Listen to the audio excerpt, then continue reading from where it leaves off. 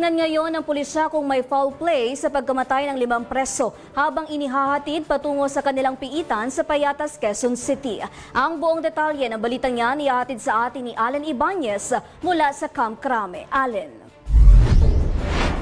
Patuloy na inaalam ng pambansang pulisya ang sanhi sa pagkabangga ng isang police mobile sa Payatas, Quezon City nitong Abril 24 na ikinamatay ng 5 persons under police custody. Ayon kay QCPD District Traffic Enforcement Unit Chief Lieutenant Colonel Joseph Geoffrey Lindon Lim, sinisilip nila ang lahat ng anggulo kasama na rito ang pagkawala umano ng preno ng sasakyan na siyang sanhi sa pagkabangga sa pader at ang pagputok ng gulong nito.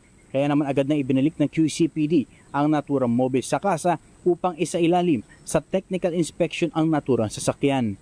Initial statement, na-lose control po yung driver natin, nahirapan siya kasi gumewang na yung sasakyan. And allegedly, may naramdaman silang kabig doon sa sasakyan po.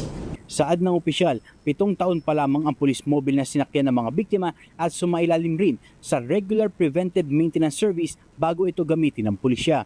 Bukod sa mga salaysay ng mga saksi, isa rin sa kanilang susuriin kung may mga suot na body cameras ang mga pulis na makapagpapalinaw sa tunay na nangyari sa insidente. Samantala, nagsampa na ng reklamo ang kaanak ng mga biktimang PUPC na namatay laban sa driver na pulis na nagmamaneho ng sasakyan. Ayon kay Lim, sinampahan ng reklamong reckless imprudence resulting in multiple homicide ang patrolman. Nabatid na bumangga ang sinasakyan mobile ng 6 na PUPC, kabilang ang 4 na pulis sa isang private property sa kabaan ng Payatas Road, Barangay Payatas B, Quezon City na patungo sana sa BJMP facility. Nag-iwan ito ng 5 patay at isang sugatan na patuloy na nagpapagaling sa ospital.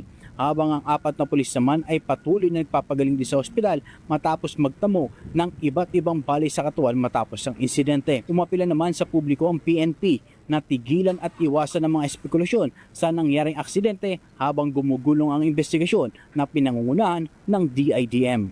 Hintayin natin yung result ng third-party inspection. Ito nga po yung nanggaling sa Toyota na para ma-determine natin kung ano po yung nag-iisang talaga ng aksidente. Kung ito ba ay kasalanan nila ng totoo na pumutok yung gulong kaya ito ay bumangga sa pader o kaya ito ay nawala ng giya na nagkaroon ng problema.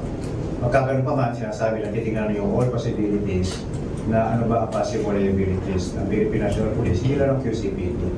Mula sa Camp Crame, ako si Allen Ibanez nag-uulat. Maraming salamat sa iyo, Allen Ibanez.